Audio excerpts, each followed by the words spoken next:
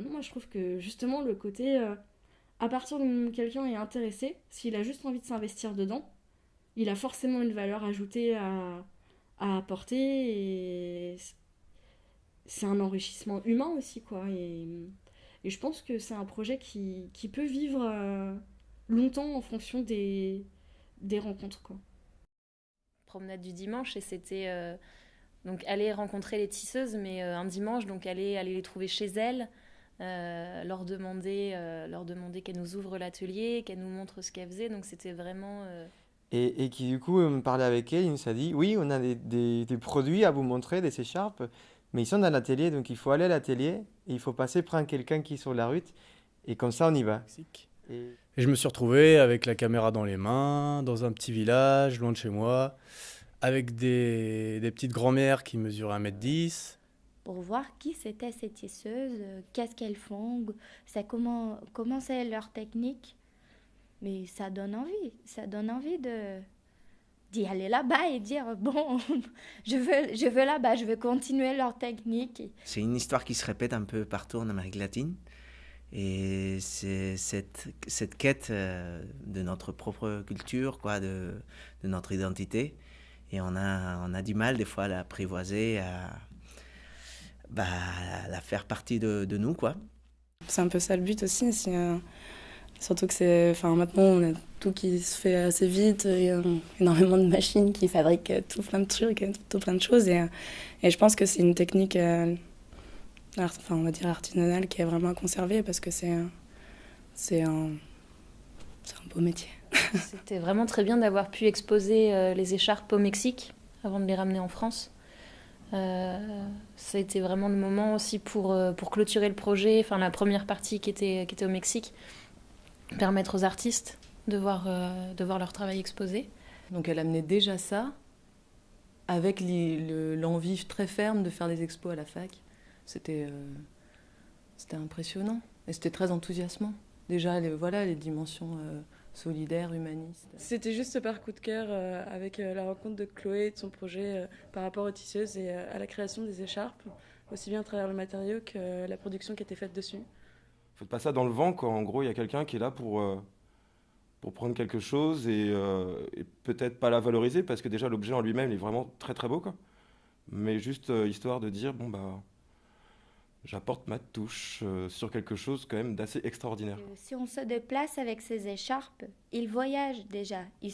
C'est pas une façon seulement de le montrer, mais c'est de le faire vivre. D'en de ressortir une image qui pourrait à la fois combiner le visage de cette femme qui représente un peu tout du coup. Du coup, l'espace M, c'est au sein de l'université. Et au niveau des étudiants, ça a été très bien reçu, mais au niveau, je dirais, des professeurs, c'est pas de l'art contemporain. Bah non, c'est pas de l'art contemporain. Et ben je me suis dit qu'on était des bons. Que ça. Non, non, mais.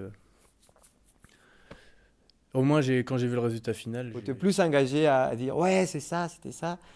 Et ça m'a fait toujours un sentiment pas content de voir que tu peux faire sourire des vieilles madames dans un village perdu, comme tu l'as dit, qui sont exposées à l'autre bout du monde, même s'ils ne sachent pas où elle est, c'est le but du monde, mais au moins ils sont un peu souriants, ça les fait un plaisir de plus.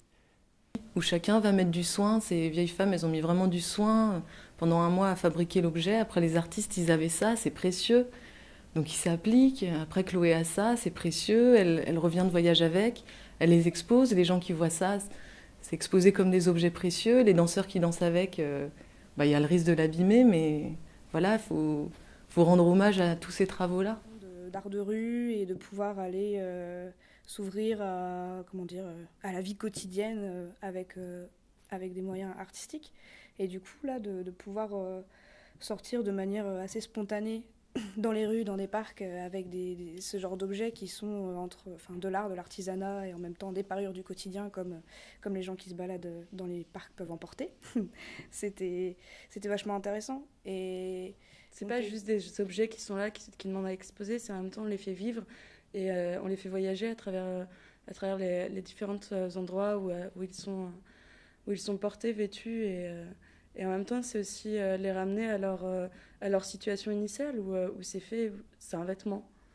Et c'est pas juste un objet d'art. C'est aussi... Malheureusement, en passant par l'Europe, peut-être que les gens ils vont s'intéresser plus au projet, de savoir qu'il y a des Français qui sont venus, qui se sont intéressés par ça. Pourquoi ils se sont intéressés? Pourquoi on ne s'intéresse pas?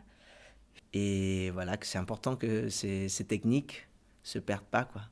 Qu'il n'y ait pas que 4 dames qui soient en train de le faire, mais que ça puisse se partager, ça puisse perdurer, quoi. Et c'était vraiment bien pour moi. C'était une bonne expérience de synthèse, d'essayer de dire le plus rapidement possible et le plus simplement possible la complexité du projet, l'historique du projet, puis voilà, sous forme de tract. Je pense que ce qui était important par rapport à ce projet dès le début, parce que du coup les 2 premiers domaines, on va dire, qui ont été abordés, c'est le tissage et l'art graphique. Après, on a rajouté le documentaire. Après, voilà, c'était chaque fois venaient s'ajouter des disciplines différentes, des graphistes, des photographes, des caméramans, jusqu'à en arriver à des danseurs, et l'augmenter vraiment quelque chose de différent. Et moi, je pense qu'il y a encore beaucoup de choses qu'on va explorer. Et, nous, on le découvre aussi en le faisant. Enfin, je pense qu'il y a encore plein de choses qui attendent l'association, dont on n'a pas encore conscience, ou on croirait à l'heure actuelle, on n'oserait même pas y penser. Parce que, comme là, par exemple, le fait que tu partes au Mexique, il y a un moment où on ne se serait pas dit que ce serait faisable, alors qu'en fait, si, il y a des subventions qui sont possibles, mais il faut juste chercher, creuser au bon endroit, avoir la patience de faire les démarches.